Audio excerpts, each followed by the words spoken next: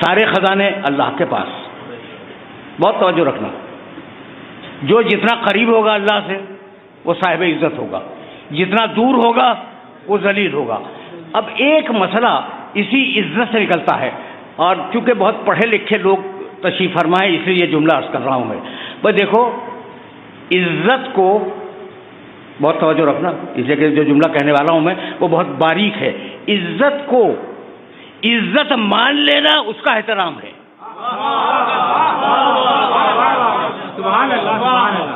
عزت کو یعنی کسی کی عزت کو تسلیم کر لینا اس کا نام ہے احترام. بات واضح ہو رہی ہے؟ یعنی ایک چیز عزت رکھتی ہے، اس کی عزت کو میں تسلیم کر لوں، میں اس کا احترام کر رہا ہوں. بھائی ایک مثال ہے عربی زبان میں اکرم العلماء، علماء کا احترام کرو. ٹھیک ہے نا بھائی؟ علماء کا احترام کیوں کرو؟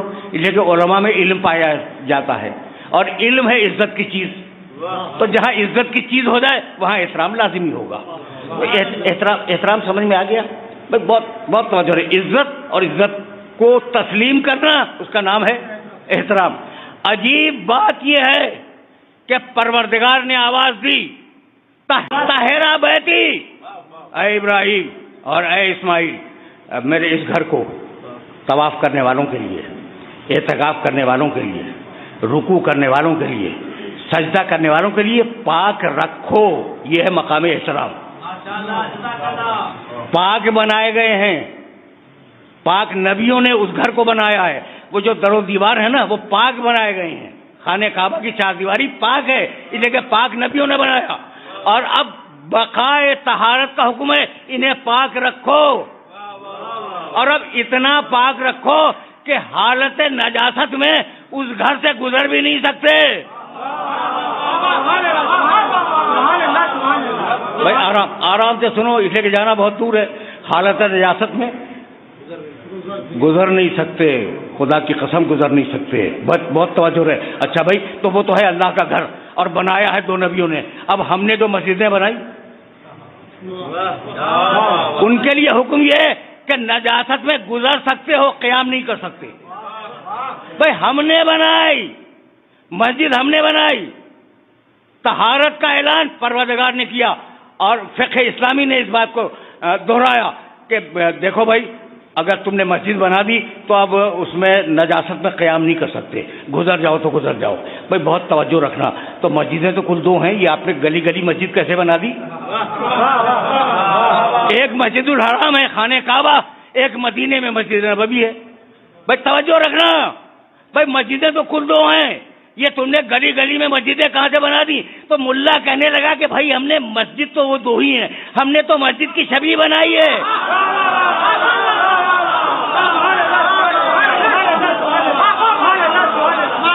ہم نے مسجد کی شبیہ بنائی ہے. تو آپ شبیہ بنائے مستحب ہو جائے، ہم شبیہ بنائے تو بدعت قرار پائے. بھائی یہ میں نے کیا نا کہ مسلسل خط فکر ہے. تو اب تیسرا لفظ دے رہا ہوں میں. بھائی عزت کو عزت مانو، احترام، اور احترام نسبت کا. بھائی رمضان کا احترام کیوں؟ شہر اللہ ہے نا. عجیب. قرآن کا احترام کیوں؟ کلام الہی ہے، کلام اللہ ہے. بھائی ایسا ہی ہے نا.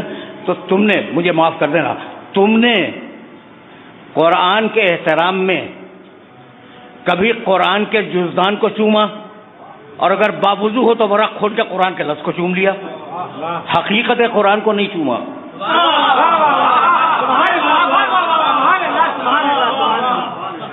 یہ جو قرآن مجید تمہارے اور ہمارے ہاتھوں میں ہے یہ حقیقت قرآن نہیں ہے. اور تم سے بہتر اس بات کو کون سمجھے گا؟ لو انزلنا هذا القرآن على جبل لرأيته خاشعا متصدعا من خشية اللہ. پہاڑ ٹوٹ جائیں اس قرآن سے. بھائی تمہارے گھر میں جو قرآن ہے اسے پہاڑ پر رکھ کے دیکھ لو. تو قرآن اور ہے، حقیقت قرآن اور ہے.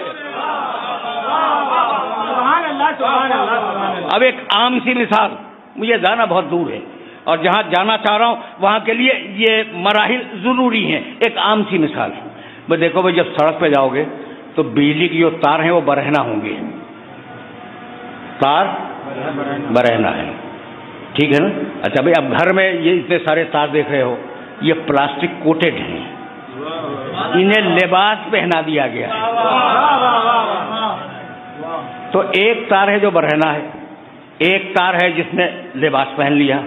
تو بھائی وہ برہنہ تار اس گھر میں کیوں نہیں ہے؟ اگر کرنٹ لگ جائے تو انسان ہلاک ہو جائے، تو ہلاکت سے بچانے کے لیے لباس پہنا دیا. علم الہی نور تھا.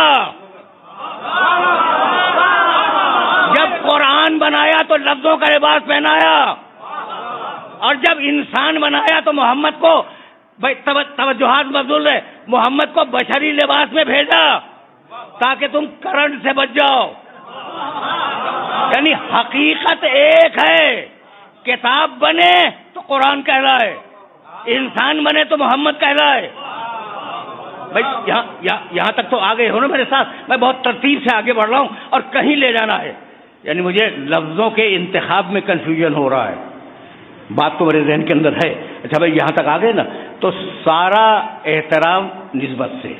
عزت اللہ کے پاس، اللہ جسے عزت دے دے اس کا احترام کرو، اور احترام ہوگا نسبت سے. یہاں تک آ گئے. شہر اللہ، اللہ کا مہینہ، اللہ کا مہینہ نسبت ہے. بیت اللہ، اللہ کا گھر. صفا مروہ حجر اسود شعائر اللہ. توجہ رکھنا. تو اب ہم نے ملا سے پوچھا کہ بھائی یہ قرآن ہوگا، علم الہی ہے، علم الہی ہے. قرآن تو غیر اللہ ہے نا، اللہ نہیں ہے. اللہ نہیں ہے. کہاں غیر اللہ ہے؟ ہم نے کہا صفا و مروہ کیا اللہ ہے؟ کہا نہیں، غیر اللہ ہے. یہ حجر اسود جسے ہم چوم رہے ہیں اور اشارے سے چوم رہے ہیں، تو کیا یہ اللہ ہے؟ کہا نہیں، غیر اللہ ہے. اچھا بھائی، تو غیر اللہ کا احترام تو شرک ہے نا. کہا کہ نہیں، جو چیز اللہ سے منسوب ہو جائے اس کی عبادت نہیں ہے، اس کا احترام ہے. تو اب اس اندھے ملا کو میں کیا کہوں کہ شہر اللہ سمجھ میں آ گیا، ید اللہ اور عین اللہ آج تک سمجھ میں نہ آیا.